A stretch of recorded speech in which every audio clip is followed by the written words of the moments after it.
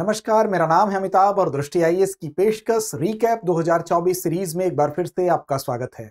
जैसा कि आप जानते हैं कि इस सीरीज के माध्यम से हमारी कोशिश होती है कि वर्ष भर की जो महत्वपूर्ण खबरें हैं, जो महत्वपूर्ण सवाल बन सकते हैं, जिस खंड से हर खंडवार आपके सामने हम इस सीरीज को लेकर आए हैं, ताकि जिस भी खंड से संबंधित उस वर्ष की महत्वपूर्ण घटनाएं हों वो आप तक पहुंच सके, ताकि अभ्यास से विश्वास और विश्वास से सफलता की राह को आप आसान बना सकें। तो आज के इस खंड में हम चर्चा करेंगे विज्ञान और प्रौद्योगिकी की।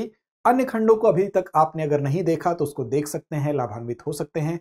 तो चलिए शुरुआत करते हैं विज्ञान और प्रौद्योगिकी खंड के रिकैप सीरीज 2024 की। शुरुआत करते हैं पहले प्रश्न के साथ, पहले टॉपिक के साथ। GSAT-20, GSAT N2 भी इसको कहते हैं, अबोर्ड स्पेस एक्स फॉल्कन 9। तो क्या खबर है, देखते हैं। भारतीय अंतरिक्ष अनुसंधान संगठन अर्थात इसरो की वाणिज्यिक शाखा है, जिस शाखा को न्यू स्पेस इंडिया लिमिटेड अर्थात NSIL कहते हैं।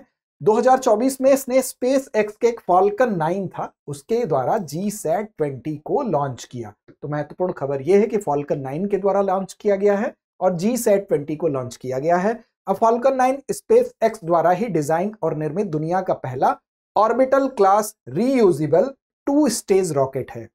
रीयूजेबल का मतलब ही हुआ कि इसको दोबारा इस्तेमाल किया जा सकता है और साथ ही साथ इसमें 2 स्टेज हैं। अब देखिए GSAT-20 क्या है, तो एक हाई थ्रूपुट KA बैंड की सैटेलाइट है। क्या है? एक सैटेलाइट है। किस बैंड की है? तो KA बैंड की है। अब देखिए high speed broadband internet connectivity, digital video transmission और ऑडियो ट्रांसमिशन प्रदान करने का काम करता है। और KA बैंड की बात करें तो इसकी फ्रीक्वेंसी होती है, क्या होती है फ्रीक्वेंसी, तो 26.5 गीगाहर्ट्ज से 40 गीगाहर्ट्ज के बीच है। इसको KA बैंड फ्रीक्वेंसी के नाम से जानते हैं। हाई थ्रूपुट सैटेलाइट जो है वो इसकी डाटा ट्रांसफर क्षमता जो होती है वो पारंपरिक जो सैटेलाइट्स होते हैं उनकी तुलना में कई गुना ज्यादा होती है। तो ये गुण से संपन्न है ये, और भारत की बढ़ती ब्रॉडबैंड संचार जरूरतों को पूरा करने के लिए इसको लॉन्च किया गया है। साथ ही साथ NSIL की अगर बात कर लें तो ये भारत सरकार का एक केंद्रीय सार्वजनिक क्षेत्र का उद्यम है। इसकी स्थापना 2019 में की गई थी और अंतरिक्ष विभाग के प्रशासनिक नियंत्रण में ये फिलहाल है। NSIL की बात अगर हम करते हैं तो भारतीय अंतरिक्ष अनुसंधान संगठन इसरो की ये वाणिज्यिक शाखा है। और इसका प्राथमिक दायित्व क्या है, तो प्राथमिक दायित्व है भारतीय उद्योगों को उच्च प्रौद्योगिकी अंतरिक्ष संबंधी गतिविधियां अपनाने में सक्षम बनाना। इसका मुख्यालय कहां है, तो मुख्यालय इसका बेंगलुरु में है।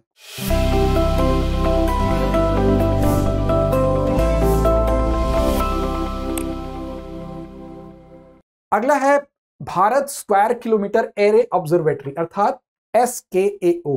इंपॉर्टेंट है, पूर्ण सदस्य के रूप में शामिल हो गया है।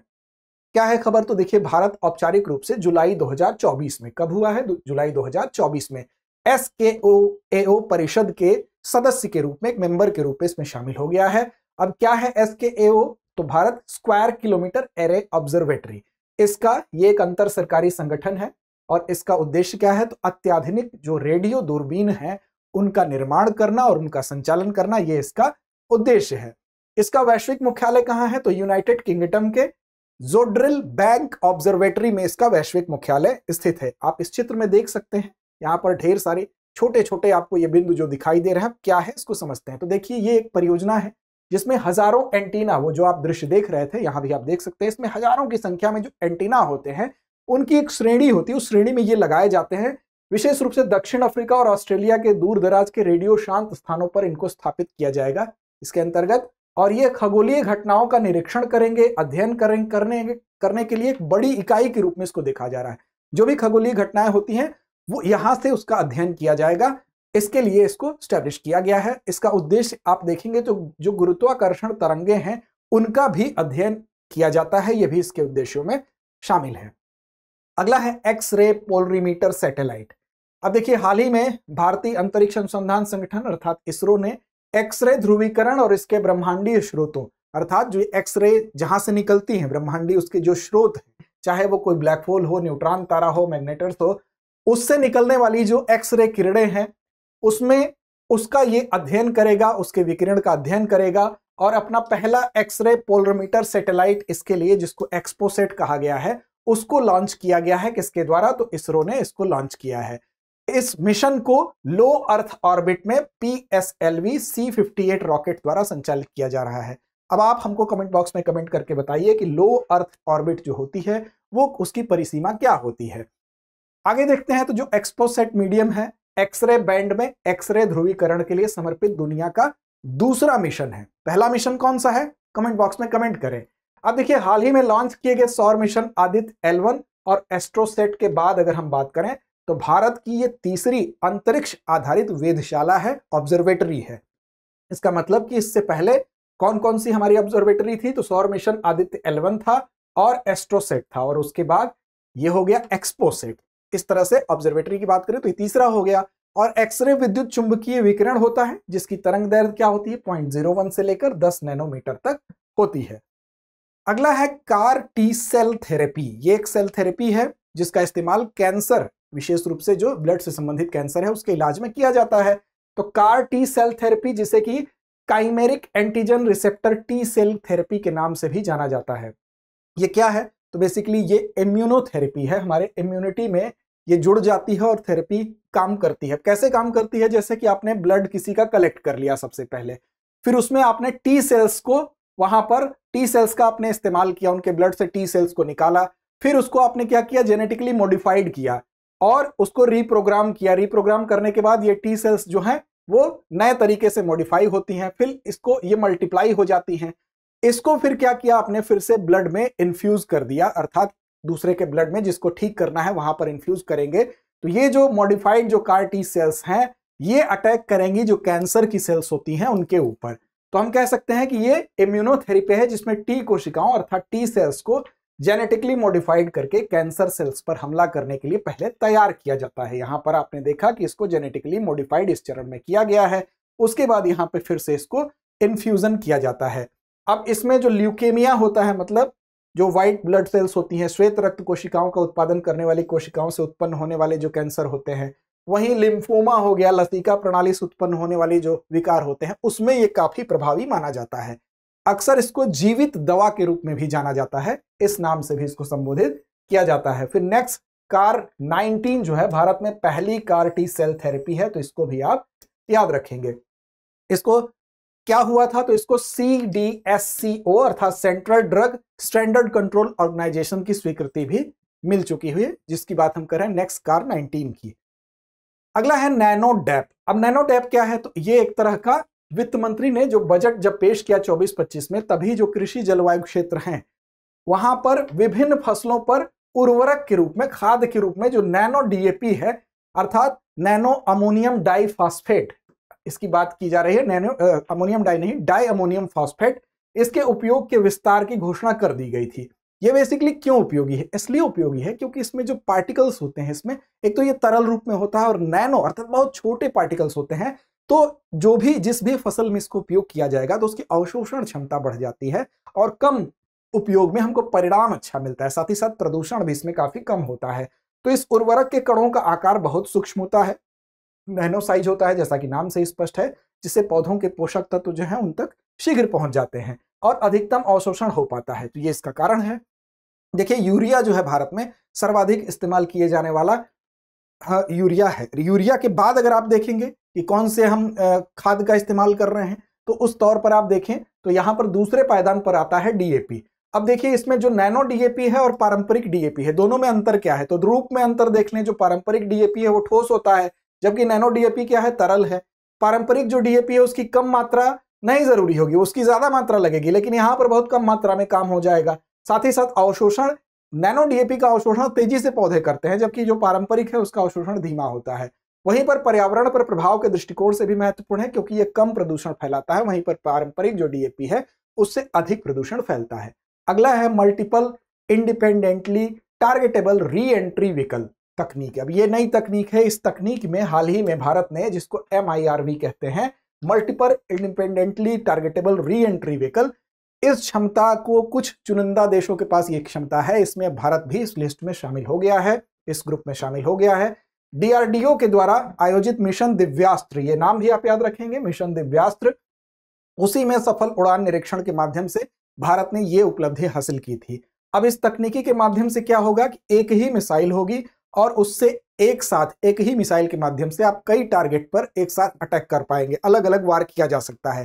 क्या होता है इसमें, तो MIRV जो तकनीकी है इसकी शुरुआत सबसे पहले संयुक्त राज्य अमेरिका में हुई थी। कब हुई थी? तो 1970 में MIRVD इंटरकॉन्टिनेंटल बैलिस्टिक मिसाइल यहां पर तैनात की गई थी। तो शुरुआत अमेरिका, याद रखिएगा। ये एक मिसाइल को ही, इसमें कई वॉरहेड होते हैं। वॉरहेड का मतलब कि जो ऊपर आप देखेंगे मिसाइल के ऊपर जहां पर जो मेन हमला करने वाला जो वॉरहेड होता है, तो उसमें सामान्य तौर पर एक मिसाइल में एक होता है, लेकिन इसमें एक से ज्यादा 3 या 4 भी हो सकते हैं। ये मिसाइल जब आगे जाएगी तो ये वॉरहेड अलग होके अलग अलग टारगेट पर जाके हमला करने में सक्षम होते हैं। तो एक साथ ही ये कई वॉरहेड ले जाएगी और अलग अलग स्थानों पर स्वतंत्र रूप से उनको लक्षित करने में ये कैपेबल होती है। तो इसी कारण इससे इसकी प्रभावशीलता बढ़ जाती है। देखिए यहां पर इस चित्र में आप देख सकते हैं, सामान्य मिसाइल में वॉरहेड की संख्या आपको 1 दिखाई दे रही है, लेकिन जो इसमें बनाया गया है MIRV टेक्निक में बनाया गया है, तो यहाँ पर वॉरहेड आपको 1, 2, 3, 4, 5 ज्यादा हो सकते हैं। जब ये मिसाइल किसी पर भी छोड़ेंगे तो अपने लक्ष्य को भेदने के लिए ये एक साथ सभी वॉरहेड अलग अलग लक्ष्य को भेदेंगे। तो हम कह सकते हैं कि एक ही मिसाइल से मल्टीपल टारगेट किया जा सकता है। MIRV तकनीकी रखने वाले देशों में अगर हम बात करें तो संयुक्त राज्य अमेरिका के बाद यूनाइटेड किंगडम, फ्रांस, रूस, चीन थे। अब इसमें भारत भी शामिल हो गया है। तो भारत छठे प्रमुख देश के रूप में इसमें दिखाई दे रहा है और ये प्रमुख कुछ परमाणु शक्तियां भी हैं। अगला है सेमीकंडक्टर चिप निर्माण प्रौद्योगिकी। अब देखिए हाल ही में टाटा समूह ने, तो सब ग्रुप भी याद रखिएगा, गुजरात में, किस स्थान पर? गुजरात में 300 मिलीमीटर वेफर निर्माण संयंत्र स्थापित करने के लिए ताइवान के किस देश के सहयोग से? तो ताइवान के PSMC के साथ सहयोग किया है। और ये योजना है कि 2026 तक ये अपनी प्रारंभिक 28 nm अर्थात नैनोमीटर चिप लॉन्च करने की इनकी योजना है। अब सेमीकंडक्टर बेसिकली आप देखेंगे, सेमीकंडक्टर में जो कंडक्टर होते हैं और इंसुलेटर होते हैं, इनके बीच की ये मध्यवर्ती डिजाइन होती है, अर्थात इसमें चालक अचालक के बीच की ये कड़ी होती है। सामान्य रूप से ये अचालक की तरह दिखेंगे, लेकिन इसमें अगर थोड़ी सी आप अशुद्धियां मिला देते हैं, जिनको हम डोपेंट कहते हैं, तो सेमीकंडक्टर जो सामग्री है उसमें डोपेंट को जोड़ते ही उसकी जो विद्युत चालकता है वो बढ़ जाती है। देखिए सेमीकंडक्टर चिप का इस्तेमाल कई जगहों पर होता है, कई रूप में इसका इस्तेमाल होता है। सेमीकंडक्टर चिप एक बहुत ही छोटी चिप होती है, इसमें कि आप देखेंगे इसका कई उपयोग होता है। इसमें अगर मटेरियल की बात करें तो सिलिकॉन और जर्मेनियम का मटेरियल के तौर पर इस्तेमाल किया जाता है।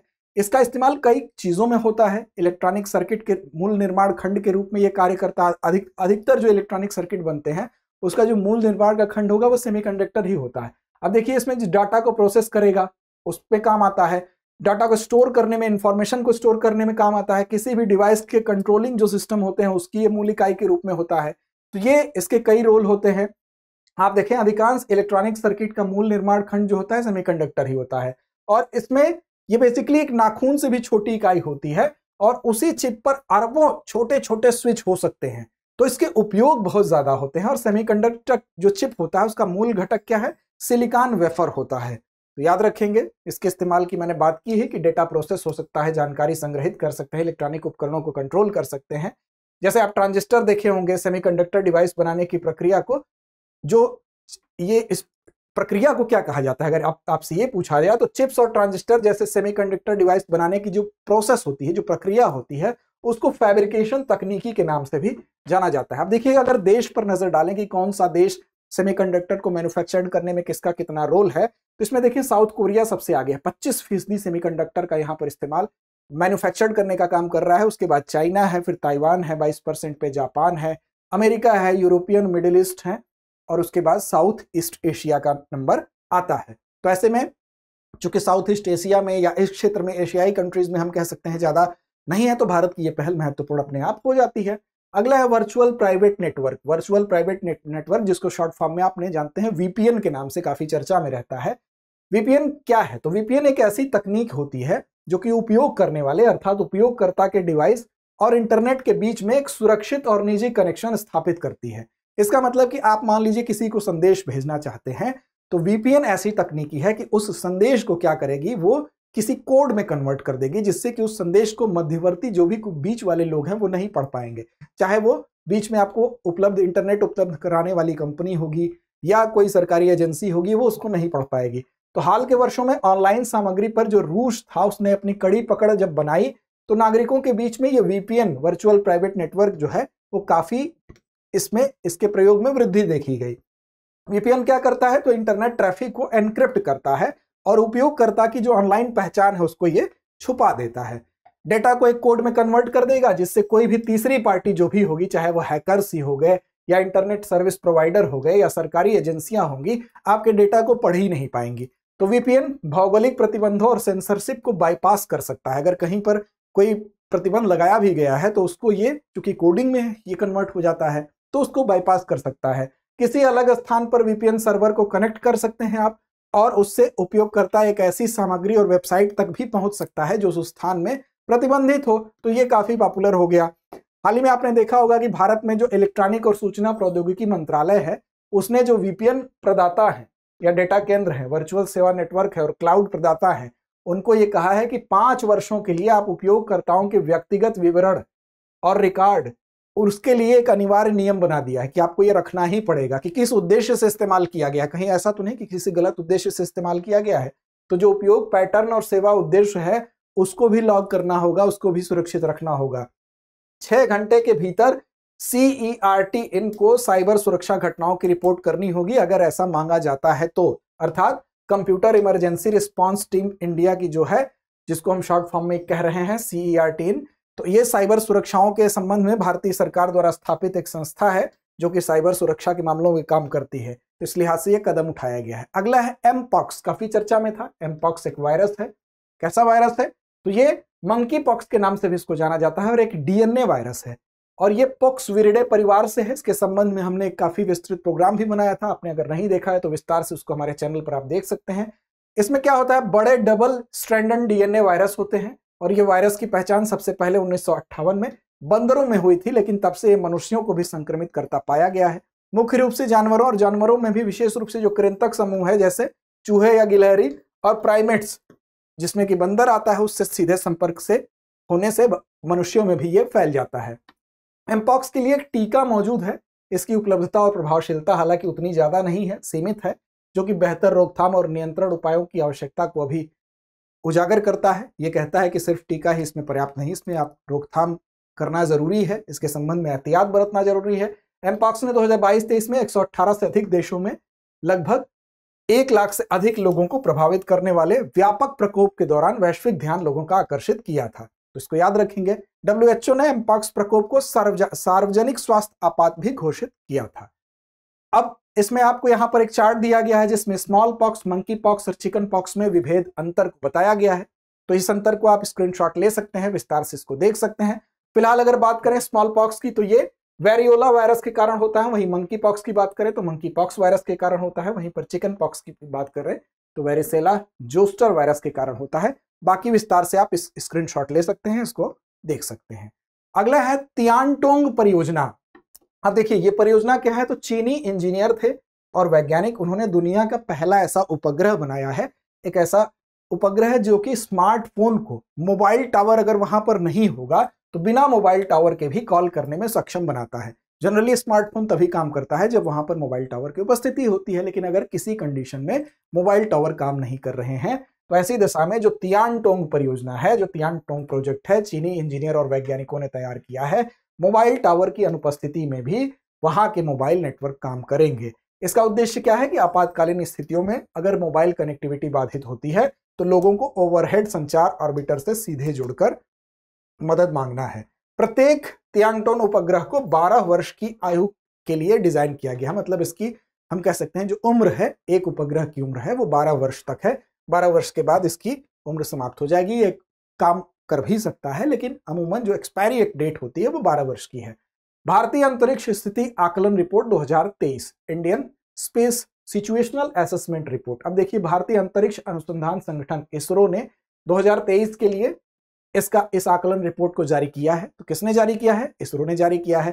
बेसिकली इसमें क्या बताया गया? बताया गया कि भारत की जो अंतरिक्ष संपत्ति है वर्तमान में वो कितनी सेफ है, कितनी उसकी स्थिति क्या है, अंतरिक्ष में वो कहीं से टकरा सकती है कि नहीं। तो संभावित टकरावों के प्रति भी इस रिपोर्ट में उल्लेख किया गया है कि क्या उनकी भेद्यता है, कब ये टकरा सकती हैं। भारत के अंतरिक्ष में मौजूद जो उपग्रह हैं और अन्य उपकरण हैं वो सुरक्षित हैं कि नहीं सुरक्षित हैं, उनकी क्या कंडीशन है, बेसिकली इसी पर इस रिपोर्ट में चर्चा की गई है। और किसी अन्य उपग्रह या अंतरिक्ष में जो कचरा है, अंतरिक्ष कचरे से क्या ये टकरा सकते हैं, इसके बारे में ही इस रिपोर्ट में बताया गया है। इसरो के 7 प्रक्षेपण हुए वर्ष 2023 में, यहाँ आप देख सकते हैं ये सातों प्रक्षेपणों को यहाँ पर दर्शाया गया है, जिसमें मुख्य रूप से अगर बात करें तो चंद्रयान 3, इसके अलावा PSLV C-57, आदित्य L1, ये सभी सफल रहे थे। इसके अलावा भी ये हैं सारे। 31 दिसंबर 2023 तक भारत के पास लो अर्थ ऑर्बिट में 22 और जियो स्टेशनरी ऑर्बिट GEO में 29 परिचालन उपग्रह हैं। तो आप ये संख्या बताने का तात्पर्य यही है कि जो ये रिपोर्ट है उसमें ये बताया गया है कि जब भारत के पास केवल एक वर्ष में अगर इतने उपग्रह संचालित हो रहे हैं, सफलतापूर्वक हम लॉन्च कर रहे हैं, तो तमाम ऐसे उपग्रह हैं अब तक के इतिहास में, तो उनके टकराने की भी संभावना होती है, साथ में अंतरिक्ष कचरा जो है उसकी वजह से। तो मेन इस रिपोर्ट में इस बात को ही बताया गया है। 3 सक्रिय भारतीय अंतरिक्ष मिशन है, जिसमें चंद्रयान 2 ऑर्बिटर, आदित्य L1 और चंद्रयान 3 प्रोपल्शन मॉड्यूल है। GPT-4o ये काफी चर्चा में था। तो क्या है? तो GPT OpenAI ने अपना नवीनतम बड़ा भाषा मॉडल, जिसको LLM कहते हैं, GPT-4o को प्रस्तुत किया है। किसने प्रस्तुत किया है? OpenAI ने। याद रखेंगे क्या प्रस्तुत किया है? तो इसने LLM अर्थात बड़ा भाषा मॉडल है, जिसे अब तक का उनका सबसे तेज और सबसे शक्तिशाली AI मॉडल भी बताया जा रहा है। GPT-4o का मतलब क्या है? 4o का मतलब है यहाँ पर ओमनी। OpenAI द्वारा मानव कंप्यूटर इंटरेक्शन को बढ़ाने के लिए विकसित एक क्रांतिकारी AI मॉडल है। जैसे GPT-4 ChatGPT-4 था, उसी प्रकार का यह भी एक AI मॉडल है। LLM GPT-4o की रीढ़ है, तो याद रखेंगे आप। LLM एक AI प्रोग्राम है जो टेक्स्ट को पहचानने और बनाने में सक्षम है। साथ ही साथ इसको मशीन लर्निंग और डीप लर्निंग का उपयोग करके विशाल डेटा सेट पर इसको ट्रेंड किया गया है, प्रशिक्षित किया जाता है, विशेष रूप से ट्रांसफार्मर मॉडल जो कि मानव मस्तिष्क की तंत्रिका संरचना की कॉपी करता है, उसकी नकल करता है। LLM आमतौर पर ट्रांसफार्मर मॉडल पर निर्भर है, जिसमें कि एक एनकोडर और एक डिकोडर होता है। अब देखिए मल्टी मॉडल का मतलब क्या होता है? मल्टी मॉडल का मतलब होता है कि ये टेक्स्ट और इमेज दोनों को समझ सकता है, बहुभाषी होता है, कई भाषाओं में काम कर सकता है, जिससे कि दुनिया भर के लोगों से यह संवाद कर सकता है, चाहे वो किसी भी भाषा में बात करे। ये एक बड़ा भाषा मॉडल है LLM, इसीलिए इसको कहा जा रहा है, जिसका उपयोग सवालों का जवाब देने के लिए, जानकारी देने के लिए और बातचीत करने के लिए किया जाता है। उदाहरण के तौर पर अगर आपने हिंदी में कोई बात टाइप की तो भी ये उसको समझ के उसमें जवाब देगा, किसी क्षेत्रीय भाषा में भी अगर जिसमें इसको ट्रेंड किया गया होगा तो उसमें ये देने में सक्षम होगा। तो ये इससे संबंधित सारी जानकारी थी। अंत में बारी होती है आपकी, क्योंकि कमेंट बॉक्स में आपको एक प्रश्न मिलेगा, उस प्रश्न का जवाब आपसे अपेक्षित है। साथ ही साथ दूसरे खंडों को अगर अभी तक आपने नहीं देखा तो उन खंडों को भी देखें। और रिकैप सीरीज का उद्देश्य ही है आपका रिवीजन हो, आपके अभ्यास से आप विश्वास तक बढ़े और विश्वास से आपकी सफलता की राह आसान हो। चैनल को सब्सक्राइब नहीं किया तो कर लें। मिलते हैं अगले खंड में। डियर व्यूअर्स, अपने एग्जाम की तैयारी को और बेहतर करने के लिए हमारे चैनल को लाइक, शेयर और सब्सक्राइब करना न भूलें।